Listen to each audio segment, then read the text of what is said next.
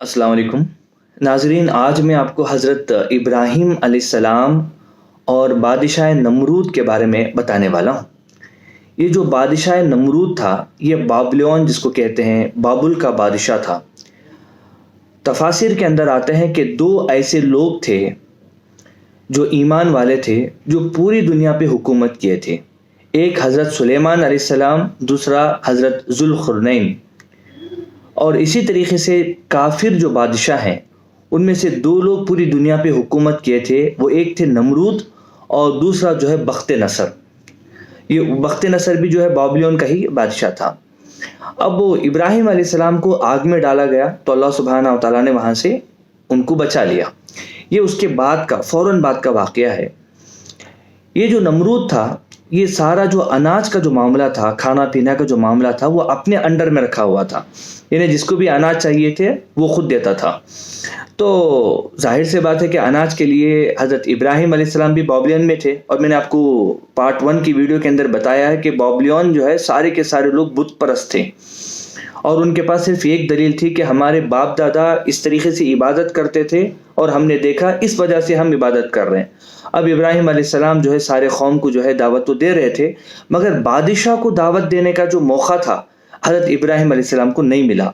और इब्राहिम अलैहिस्सलाम ये मौका नहीं छोड़ना चाहते थे और ये भी जो है अनाज लेने के लिए नमरूद के पास पहुंचे और वहां पर सबसे पहले जो है अल्लाह की दावत दी और कहा कि ये जो तुम पत्थरों की पूजा करते हो, जो बुतों की पूजा करते हो, ये तुम्हारे असल खालिक नहीं है, पैदा करने वाले नहीं हैं, बल्कि अल्लाह सुब्हाना व तआला है जो जिंदों को मुर्दा करता है और मुर्दों को जिंदा करता है।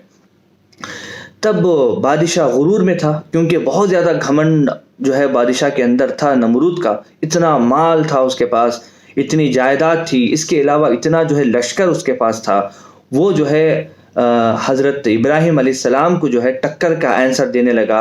और दो शख्स जो वहाँ पर खड़े हुए थे, उसमें से एक जो है जालिम था, जिसको जो है क़त्ल करना था, उसको उसने कहा कि मैं इसको माफ़ करता हूँ और ज़िंदगी दे दिया।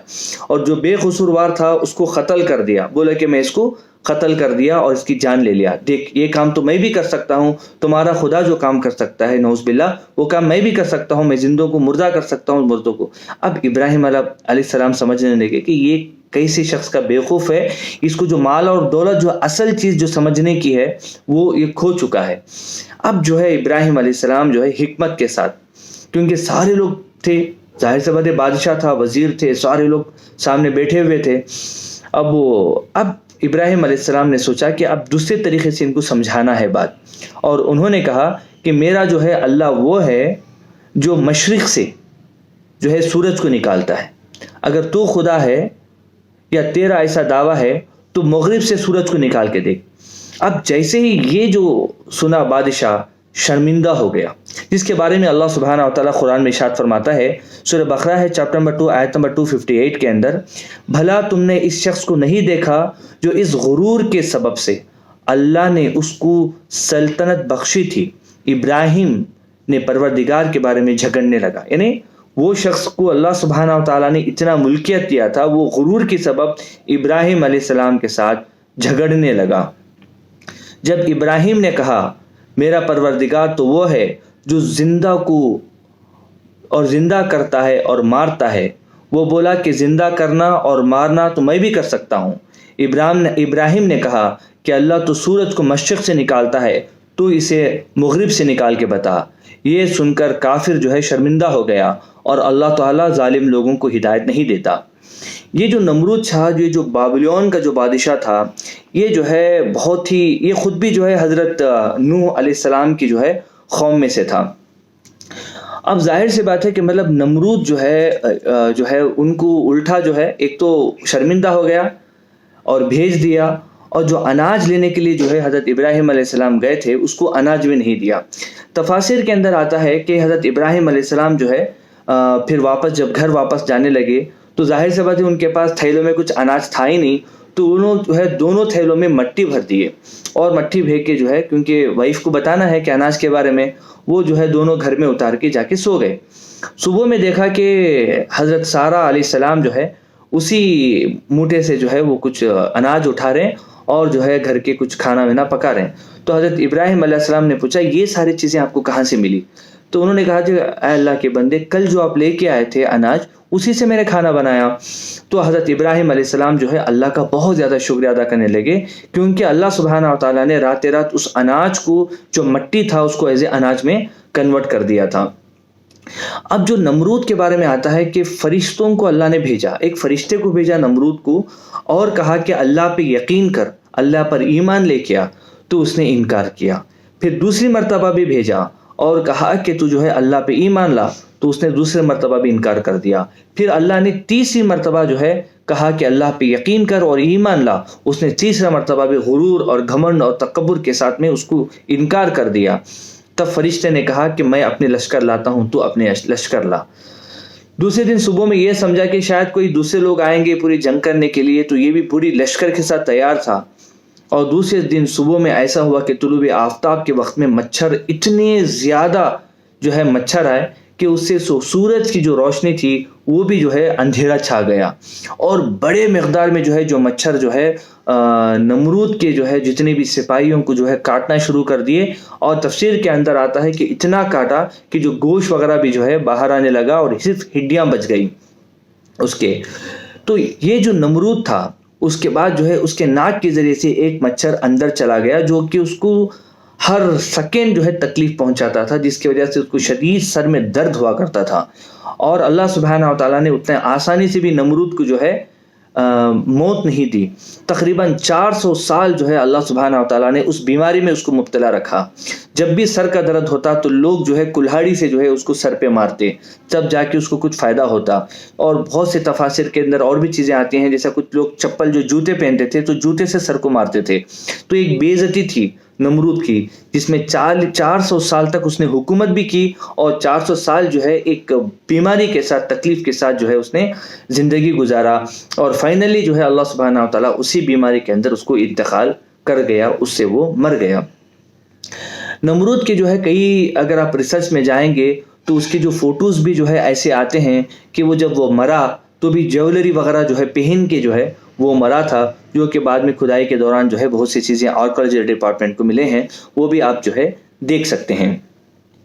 اس کے بعد جو ہے حضرت ابراہیم علیہ السلام جو ہے وہاں سے نکل جاتے ہیں، اللہ سے جو ہے دعا کرتے ہوئے کہ جو ہے یہاں کے لوگ جو ہے اسلام قبول نہیں کر رہے ہیں۔